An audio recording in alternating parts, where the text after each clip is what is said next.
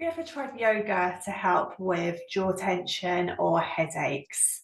I'm going to be showing you a really effective technique that you can do alongside any yoga practice that you're doing, or just as a separate technique on its own. And it's a really effective stretch for headaches. And we're going to be targeting the really key areas that you need to target to really help with headache prevention and headache relief. So if you'd like a more detailed guide to this, just let me know in the comments. I'll be talking you through the stretch in this video in real time. So if you haven't got time to do it now, just let me know in the comments and I'll send you through the instructions and you can just screenshot them and do it whenever you can. So my name is Ellie Lindsay and I am a massage therapist who specialises in jaw tension, pain, headaches, clenching and grinding and everything that goes along with that, both in my clinic and online with my clients as well. So we're going to be talking today about a particular stretch that you can do to really help with headache prevention and headache relief. So I'm just going to talk to you briefly about why we're doing this, because it's important that you have that understanding. And then I'm going to talk you through in real time doing the stretch right now. So as I said, if you haven't got time to do that, then I'll send you through a guide so you can do it later on. So the key area that we're going to be targeting in this stretch is the base of the skull here. So around the place where the base of your skull meets your neck.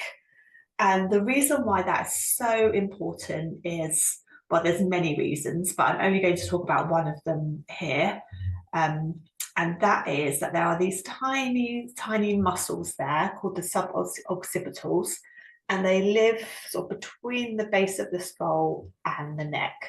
And they're responsible for like the fine movements of the head, so tilting the heads and just doing those tiny sort of movements. But because of our posture, they can often feel very overworked and they can get tight and restricted and squashed as well. And what can happen is if those muscles are tight and restricted, well, they can create a pulling that goes on within the head. So through the head here, we have this layer that surrounds our brain. It's called the dura mater. And it's actually quite recently been discovered in studies quite recently that the dura mater actually comes down and attaches to some of these little muscles here. So if you imagine that there's a restriction here that can create a pulling on the whole of this fascia layer that surrounds the brain, and it can be really key to having pain in our heads. So what we're doing here is, by doing this really effective stretch, we're looking to release those muscles so that they stop that pulling on this fascia layer that surrounds the head. So I hope that makes sense. If you've got any questions on that, then just drop me a line below and I'm happy to go into more detail on that. So now I'm going to talk you through the stretch, and you need 3 minutes to do this. So I'm going to be timing us for 3 minutes. So what I'd like you to do is sit or stand just in a way so that your spine is nice and straight and your head is sitting as much as you can over your spine. Take a second to drop your shoulders. Then what you're going to do is take your hands in this sort of crisscross position like this, and you're going to put them at the base of your skull. And when you're ready, we're going to take a breath in. As you breathe out, you're going to tuck your chin in down to your chest. And you should start to feel a bit of a stretch around the base of your skull here. And then what you're going to do is you're going to bring your elbows forward.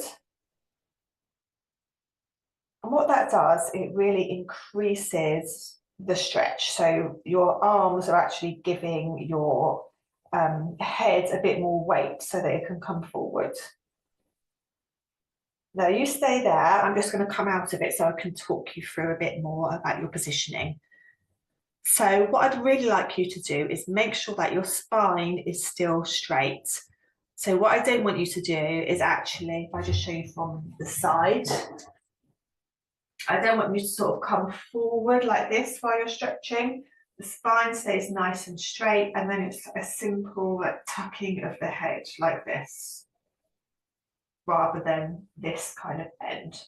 Because otherwise, if we're coming forward the first way that I showed you, that's a really nice stretch, but it's not actually targeting those key muscles there. So it's just a simple tucking of the chin.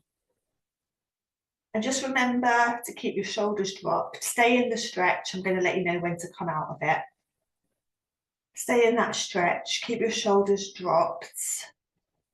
Keep your elbows forward so that your arms don't get too tired. Let your arms be heavy and just really clasping the back of the head and coming forward with nice heavy arms to really open up that area. And just remember to keep your breath nice and steady whilst you're doing this. Make sure you're not holding your breath or really panting or doing kind of short breaths. Just nice steady breathing. So as I said, we're going to be here for 3 minutes and we're nearly at the end now.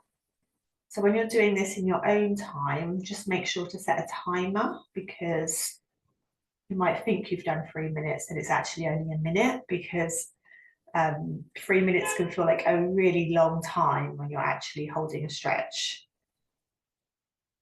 So just starting to take a last few breaths here in that stretch.